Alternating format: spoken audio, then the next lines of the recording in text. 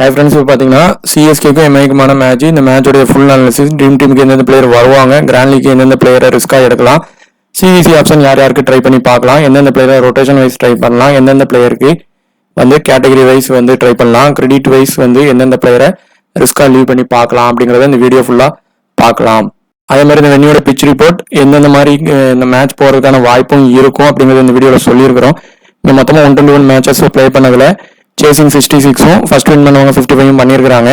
Below score 150யும் 28 times ஆயிருக்கு, 150 to 169 20 time ஆயிருக்கு, above 200ம் 30 டைம்ஸ் ஆயிருக்கு. மேக்ஸிமம் ஆவரேஜ் ஸ்கோர் 170 to 180 ஆகுது. ஹை ஸ்கோர் 235யும் லோ ஸ்கோர் 67க்கும் அலர்ட் ஆயிருக்காங்க.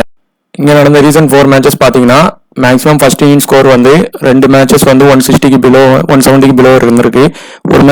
ரெண்டு மேட்சஸ் 200க்கு மேலேயும் இருந்திருக்கு. ஸோ வந்து 2 டைப் ஆஃப் பிச்சஸ் வந்து இங்கே இருக்கும். அதுக்கு தக்கனமாக தான் அந்த மேட்ச் ஸ்கோரும் இன்க்ரீஸ் ஆகிருக்கு. ஸோ ஸ்பின்னர்ஸும் இங்கே நல்ல விக்கெட்டு வந்து டேர்ன் கிடைக்குது. இங்கே மொத்தமாக விளையாண்ட 4 மேட்சஸில் ஸ்பின்னர்ஸ் 15ம் ஃபேஸஸ் வந்து 40 விக்கெட்ஸ் எடுத்திருக்காங்க. ரீசெண்டாக நடந்த மேட்சஸில் ஸ்பின்னர்ஸ் வந்து ஈக்குவலாக ஓரளவு விக்கெட் எடுத்திருக்கிறாங்க. ஃபாஸ்ட் பவுலர்ஸுக்கும் ஈக்குவலாக விக்கெட் ஃபால்ஸ் வந்து இங்கே இருந்திருக்கு. ஸோ இது வந்து பிச்சு ரிப்போர்ட் லாஸ்ட் இதில் பார்த்து அதுக்கு தக்கனமாக தான் டீமே நம்ம வந்து கிரியேட் பண்ணாதான் நம்மளுக்கு இந்த மேட்ச் பெருசாக வின் பண்ண முடியும். இப்போ ஹெட் டு ஹெட் ரெக்கார்ட் பார்க்கும்போது சிஎஸ்கே வந்து 38 மேட்சஸில் 18 வின் பண்ணியிருக்காங்க, இவங்க 20 வின் பண்ணியிருக்காங்க. அந்த வென்யூவில் பொறுத்தவரை 25 மேட்சஸில் 13 வின் பண்ணி 12 லாஸ் பண்ணியிருக்காங்க, ஈக்குவலாக லாஸும் ஆயிருக்கிறாங்க. எம்ஐ வந்து 88 ப்ளே பண்ணி 53 வின் பண்ணி 34 லாஸ் ஆயிருக்கிறாங்க. ஸோ லாஸ் இன் பெர்சன்டேஜ் வந்து அங்கேயும் அதிகமாக தான் இருக்கு. ஸோ வந்து இப்போ சிஎஸ்கே வந்து பிளேயர்ஸை மாற்றிட்டு வந்துட்டு இருக்கிறாங்க. ஸோ டீமை ஈக்குவலாக பிரித்து போடுங்க. ஒன் சைடாக டீம் போடுறீங்க அப்படின்னா அந்த டீமில் வந்து 2 டீமுக்கும் சப்போர்ட் பண்ணியும் போடுங்க. ஆனால் சிஎஸ்கேயோட பாசிபிள் பிளே 11 வந்து நிறைய இப்போ 1-2 சேஞ்சஸ் பண்ணியிருக்கிறாங்க. பிளேயருக்கு தக்கனம் வந்து இப்போ லாஸ் ஆகிட்டே வந்துட்டு இருக்கிறதுனால அந்த கிரவுண்டுக்கு தக்கனம் அப்போனன்ட்ஸுக்கு தக்கனம் அவங்க மாற்றவும் செய்கிறாங்க. ஸோ இந்த மேட்ச்லையும் ஏதாவது அதுக்கு தக்கனம் கண்டிப்பாக 1 or 2 சேஞ்சஸ் இருக்கும். இப்போ எம்ஐயை பொறுத்தவரை பார்த்தீங்கன்னா பேட்டிங் பவுலிங் ரெண்டுமே ஸ்ட்ராங்காக தான் இருக்கிறாங்க. ஆனால் சின்ன சின்ன ஒரு மிஸ்டேக் பண்ணுறதுனால அவங்களுடைய விக்கெட் ஃபால் ஆகும்போது அவங்களால இது பண்ண முடியாமலும் லாஸும் ஆயிருக்கிறாங்க. ஸோ அவங்களோட ஒரு யூனிட் ஸ்ட்ரென்த்தாக ப்ளே பண்ணனாலே அவங்க டீம் வந்து வின் ஆயிடுது. ஸோ அது ரெண்டும் பண்ண முடியாத கட்டத்தில் போகிறப்போ தான் அவங்க டீம் வந்து லாஸ் ஆகுது. ஸோ இந்த மேட்ச்சில் ஏதாவது 1 or 2 சேஞ்சஸ், ஒரு சேஞ்சஸ் வேணால் பண்ணலாம் வழியே, இல்லைனா அதே லைனப்பில் தான் போவாங்க. பார்த்தீங்கன்னா நம்ம சிஎஸ்கேக்கும் எம்ஐக்குமான மேட்ச்சு, இந்த 2 டீமுக்கும் இந்த மேட்ச்சு ரொம்ப முக்கியமான மேட்ச்சு. வின் ஆகணும், அதுவும் சாதாரணமாக வின் ஆகக்கூடாது, நல்ல ரன் ரேட்டோட வின் ஆகணும். அப்போ தான் அவங்க பாயிண்ட்ஸ் வின் ஆகும்போது கண்டிப்பாக இதாகும். ஸோ இப்போ இந்த மேட்சோடைய சினரியோ எந்தெந்த மாதிரி போக வாய்ப்பு இருக்குது, எந்தெந்த பிளேயர் ட்ரீம் டீம் வருவாங்க அப்படின்னு பார்ப்போம். ஃபஸ்ட்டு இந்த மேட்சோடைய பிச்சு ரிப்போர்ட்டு வந்து பார்த்திங்கன்னா லேட்டஸ்ட் பிச்சு ரிப்போர்ட் ரொம்ப முக்கியம். பிச்சு ரிப்போர்ட்டை வச்சு தான் எந்த டீம் வின் ஆகும் அப்படிங்கிறத இந்த மேட்சை பொறுத்து இருக்குது. ஸோ பிச்சு ரிப்போர்ட்டு தான் கீ. அதை கண்டிப்பாக லாஸ்ட் நிமிட்டில் ரெட்டு சாயிலா இல்லை பிளாக்கா அப்படிங்கிறத ரொம்ப பார்த்து அதில் தான் பண்ணணும். ரெட்டுனா ஃபாஸ்ட் பவுலர்ஸ்க்கு நல்லா சப்போர்ட் ஆயிரும், ஆனாலும் பேட்டினுக்கு பார்த்தீங்கன்னா நல்ல ஹை பிச்சாக இருக்கும். பிளாக்குன்னு பார்த்தீங்கன்னா பவுலருக்கு சப்போர்ட் ஆனாலும் பேட்டின் பார்த்தீங்கன்னா ரொம்ப ஸ்லோ டவுன் ஆகும், விக்கெட் ஃபால் இருக்கும். செகண்ட் இன்னிங்ஸில் பார்த்தீங்கன்னா ஸ்லோ பவுலர்ஸ், கட்டர் போடுறவங்க, ஸ்பின்னர் போடுறவங்க எல்லாருமே பார்த்தீங்கன்னா அப்பர் ஹேண்ட் ஆயிடுவாங்க. ஸோ அங்கே அடி ரன்னு வந்து வர்றதுக்கு கம்மியாயிரும். ஸோ பவுலிங் பக்கம் மேட்ச் ஆனது போகிறதுக்கான வாய்ப்பும் ஆயிரும். அதில் பிச்சு எந்த மாதிரி கொடுக்காங்க அப்படிங்கிறது தான் மெயினான இதே இந்த மேட்சை பொறுத்தவரை. ஏன்னா பேட்டினுக்கு கொடுத்தா மும்பை தான் ரொம்ப ஸ்ட்ராங்காக இருக்காங்க பேட்டிங் லைனப்பில், அது எல்லாருக்குமே தெரியும். எம்ஐ தான் ஸ்ட்ராங்காக இருக்காங்க. ஒரு வேளை பவுலினுக்கு கொடுத்தாங்கன்னா மும்பையே பார்த்திங்கன்னா நிறைய டீம் இதில் வந்து அவங்க பேட்டர்ஸ் ஸ்ட்ரகிள் ஆகிறாங்க. ஸோ அதை வந்து சிஎஸ்கே பக்கம் வின்னாக வாய்ப்பாகும். ஸோ அது எந்த மாதிரி போகுது அப்படின்னு பார்த்தீங்கன்னா, ஃபஸ்ட்டு மும்பையோடைய பேட்டர்ஸ் எவ்வளோத்துக்கு எவ்வளோ ஸ்ட்ராங்காக இருக்காங்களோ அவங்களுக்கு வீக்னஸ் என்னன்னு பார்த்தீங்கன்னா அந்த லெஃப்ட் ஹேண்டர் பவுலர்ஸ், ரோஹித் சர்மாவில் இருந்து சூரியகுமார் யாதவில் இருந்து அந்த left arm chinaman and left arm orthodox bowlers, இது வந்து மும்பைக்கு வந்து ஒரு ரொம்ப ஸ்ட்ரகிளாக இருக்குது, இருந்து வந்துட்டும் இருக்குது. இது சிஎஸ்கே பொறுத்தவரை ஒரு நல்ல ஒரு பார்ட்னர்ஷிப் பில்ட் பண்ண முடியாமல் அவங்க ஸ்ட்ரகிள் பண்ணி விக்கெட்டை ஏர்லியராக பண்ணிகிட்ருக்காங்க. மும்பை பக்கம் நல்ல பவுலிங் வந்து ஸ்ட்ராங்காக இருக்குது. ஸோ இப்போது இதில் எந்த டீம் வந்து அந்த பிச்சுக்கு ஆப்டாக பெர்ஃபார்மன்ஸ் பண்ணுறாங்களோ அந்த பக்கம் வின் ஆகும். ஸோ வின் வந்து 50% போத் டீமுக்கும் ஆகிறதுக்கான வாய்ப்பு இருக்குது. ஸோ இப்போ இந்த மேட்சோடைய high percentage captain, high percentage vice captain. Percentage captain பார்க்கும்போது ஹார்திக் பாண்டியா தான் இருக்கிறாங்க. அவங்களுக்கு இந்த பிச்சானது ஃபஸ்ட்டு பவுலிங் போட்டு பேட்டிங் பண்ணுறாங்கன்னா ஒரு ட்ரீம் டீம் வர்றதுக்கான வாய்ப்பு இருக்கும். அதே மாதிரி high percentage vice captain Rachin தான் இருக்காங்க. இந்த பிச்சு பேட்டினுக்கு தான் சப்போர்ட் ஆகுது ஃபுல்லாக இருந்தால் அவருடைய பெர்ஃபார்மன்ஸும் இங்கே நல்லா இருக்க அதிகமான வாய்ப்பு உண்டு. அதே மாதிரி பவர் பிளே எந்தெந்த மாதிரி போயிருக்கு இது வரைக்கும் இங்கே நடந்த மேட்ச்சில் பார்க்கும்போது ஃபஸ்ட் இன்னிங்ஸ் பொறுத்தவரை பவர் பிளேயில் 1 விக்கெட் போகுது, அது எந்த டீம் பிடிச்சாலும். செகண்ட் இன்னிங்ஸ் பொறுத்தவரை 2 விக்கெட் வரைக்கும் போகிறதுக்கான வாய்ப்பு இருக்குது. ஸோ சிஎஸ்கே பண்ணாங்கன்னா கண்டிப்பாக அது நடக்க ஒரு சில வாய்ப்புகள் இருக்குது. இப்போ இந்த கேட்டகரியில் 9ல் பார்த்தீங்கன்னா 3 பேர் இருக்கிறாங்க. இதில் எந்தெந்த பிளேயர் நம்ம கிராண்ட் லீக்கு ரிஸ்க்காக ட்ரை பண்ணி பார்க்கலாம் அப்படின்ட்டு பார்ப்போம். இதில் சூரியகுமார் பொறுத்தவரை இந்த மேட்சோடைய ஹிட்டு இல்லைன்னா ஃப்ளாப்பு பிளேயரு. அவருக்கு பொறுத்தவரை ஹெட் அண்ட் வென்யூ ரெண்டுமே நல்லா இருந்தாலும் பிளேயருடைய த்ரெட் இருக்குது. நூர் அகமது கிட்ட, அதே மாதிரி பார்த்திங்கன்னா பத்திரானா கிட்ட, ரவீந்திர ஜடேஜா கிட்ட இந்த மாதிரி த்ரெட்டு இருக்குது. ஸோ இப்போது அவர் வந்து ஒன்று அடித்தா பெருசாக சிவிசி அளவுக்கு அடிக்கலாம், இல்லை ஃப்ளாப்பும் ஆகலாம். ஸோ அடுத்து பார்த்தீங்கன்னா இதிலிருந்து சேஃபாக எடுக்கிறதா இருந்தால் 2 பேர். அதில் ஃபஸ்ட்டு பவுலிங் போடுறதா இருந்தால் நீங்கள் ஹார்திக் பாண்டியாவை டீமில் கன்ஃபார்மாக எடுத்துடலாம். அதே மாதிரி பும்ராவை பொறுத்தவரை இந்த மேட்ச் அவருக்கு ஒரு சின்னதாக ட்ரீம் டீம் வரதுக்கான வாய்ப்பு இருக்கும். மேக்ஸிமம் இந்த இடத்துல இருந்து 2 இல்லைனா 1 எடுக்கிறதே ஜிஎலுக்கு ரிஸ்க்காக ட்ரை பண்ணலாம். மும்பை ஒன் சைடாக வின் ஆகுதுன்னா கண்டிப்பாக அந்த இடத்துல பும்ராவும் பாண்டியாவும் ட்ரீம் டீம் உறுதியாக வந்துடுவாங்க.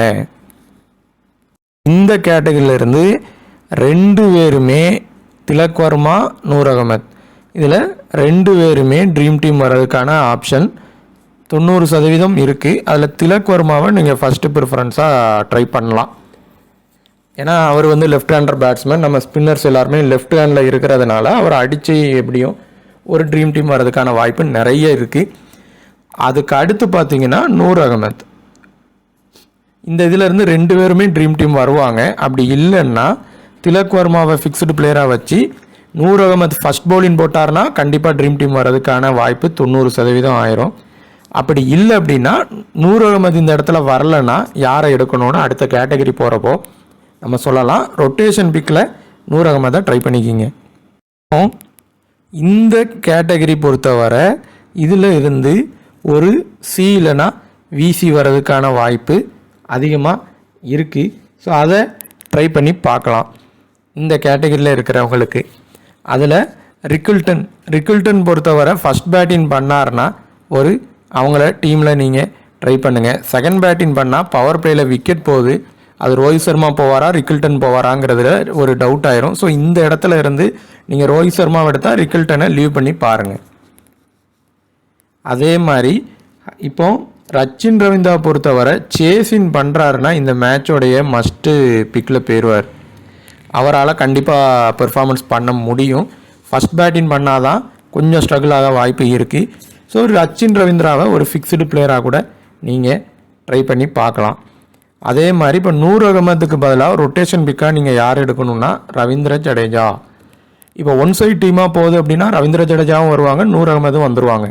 அப்படி இல்லாத பட்சத்தில் ரவீந்திர ஜடேஜா எடுக்கிறதா இருந்தால் நீங்கள் நூர் அகமதை கூட ஸ்கிப் பண்ணலாம். அப்படி நூர் அகமது எடுக்கிறதா இருந்தால் ரவீந்திர ஜடேஜாவை ஸ்கிப் பண்ணிடலாம். அதே மாதிரி பார்த்திங்கன்னா இந்த கேட்டகரியில் இருந்து யார் லோ பெர்சன்டேஜில் இருக்காங்களோ அவங்கள ஃபஸ்ட்டு ட்ரை பண்ணுங்கள். இதில் ரோஹித் சர்மா, பத்திரானா, போல்ட்டு இவங்க 3 பேருமே கிட்டத்தட்ட லோ பிக்கில் தான் இருப்பாங்க. பத்திரானா போல்ட்டில் 2 பேருமே ட்ரீம் டீம் வரலாம், இல்லைனா ஒருத்தங்க வருவாங்க.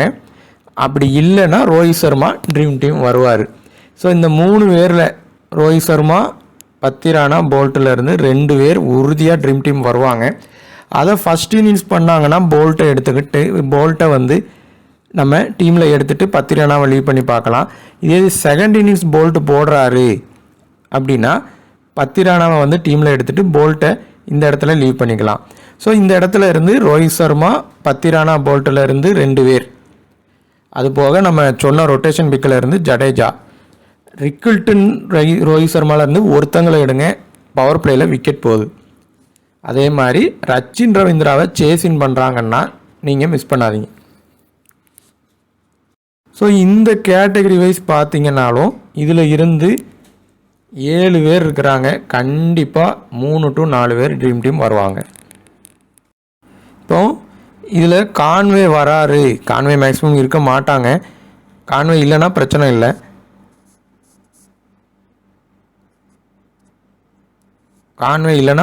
அப்படியே லீவ் பண்ணிடலாம். அப்படி இல்லாமல் இந்த இடத்துல 2 பேர் தான் இருக்கிறாங்கன்னா, இப்போ நீங்கள் ஜிஎலுக்கு ரிஸ்க்காக லீவ் பண்ணுறீங்கன்னா இந்த 2 பேரையும் இந்த கேட்டகரியில் இருந்து லீவ் பண்ணலாம். 1 அப்படி இல்லை அப்படின்னா இதில் இருந்து ஒருத்தங்களை தான் எடுக்கணும். அந்த ஒருத்தங்களுக்கு ஃபஸ்ட்டு ப்ரிஃபரன்ஸ் சிவம் துபே தான் எடுக்கணும். அவருக்கு இது ஹோம் கிரவுண்டு. அவர் பொறுத்தவரை அவர் வந்து பவுலிங் பண்ணுறாரு, டீமுக்கு வந்து அவங்க வந்து ஒரு பவுலிங் ஆப்ஷனில் வச்சுருந்தாங்கன்னா இந்த கிரவுண்டில் ஒரு சிவிசி வர்றதுக்கான ஆப்ஷன் கண்டிப்பாக உண்டு. ஆனால் அவர் வந்து பேட்டிங்க்கு மட்டும்தான் வராதனால தான் அவரால் பெர்ஃபார்மன்ஸ் பண்ண முடியல. இந்த ஹோம் கிரவுண்டில் ஒரு ட்ரீம் டீம் வர்றதுக்காவது பெர்ஃபார்மன்ஸ் பண்ணிடுவார். ஸோ ஒருத்தங்களை எடுத்தால் போதும், இல்லைனா 2 பேரையுமே ரிஸ்க் எடுத்து லீவ் பண்ணிடுங்க. இதில் இருக்கிறதுல யார் ஹை பெர்சன்டேஜில் இருக்காங்கன்னா நம்ம வில்ஜாக்ஸ் தான் 50க்கு எபோவ் இருக்காங்க. இப்போது இந்த இதில் வில்ஜாக்ஸ் ஃபெயிலியர் ஆகுறாங்க, கம்ப்ளீட்டாக ஒரு ரன் கூட இல்லாமல், பாயிண்ட் இல்லாமல் ட்ரீம் டீம் வராமல் ஃபெயிலியர் ஆகுறாங்கன்னா இதில் மீதி இருக்கிற பிளேயர்ஸ் வந்து ஒரு நல்ல பாயிண்ட் எடுக்க வாய்ப்பாயிரும். இல்லை வில்ஜாக்ஸ் வந்து ட்ரீம் டீம் வந்தாங்கன்னா கண்டிப்பாக சாண்ட்னர், சகார்லேருந்து நீங்கள் ஒருத்தங்களை எடுக்கணும். அதாவது எப்படின்னா, நீங்கள் இப்போ வில்ஜாக்ஸை டீமில் எடுக்கிறீங்கன்னா ஒன்று சாண்ட்னரை டீமில் எடுக்கணும், இல்லைனா தீபக் சகாரை டீமில் எடுத்தே ஆகணும். அதே மாதிரி தோனி, சங்கர்லேருந்து ஒருத்தங்களை எடுத்தால் போதும், 2 பேரை டீமில் எடுக்காதீங்க, வரமாட்டாங்க. ஸோ இந்த 2 பேர்லேருந்து 1 வில்ஜாக்ஸ் எடுத்தீங்கன்னா வில்ஜாக்ஸ் 1 எடுக்கணும். வில்ஜாக்ஸ் அப்படி எடுக்கலைன்னா இது இந்த சாண்ட்னர், சகார்லேருந்து யாரையாவது ஒருத்தங்களை மட்டும் ட்ரை பண்ணால் போதும். ஸோ 2 பேர் இந்த இடத்துல இருந்து ட்ரை பண்ணி பாருங்கள். இதில் ராகுல் திரிபதி பொறுத்தவரை ஒரு ரிஸ்கி லோ பிக் சாய்ஸு. நீங்கள் டிஜேக்கு வேணால் ட்ரை பண்ணலாம். ஒரு சின்னதாக விளையாட ஒரு சின்ன வாய்ப்பு தான், பெரிய கிடையாது.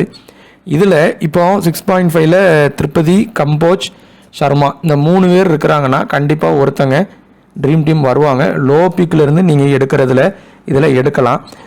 அதில் கம்போஜ் ஃபஸ்ட் பவுலிங் போட்டால் ட்ரை பண்ணுங்கள். கே சர்மா செகண்ட் பவுலிங் போட்டால் ட்ரை பண்ணலாம்.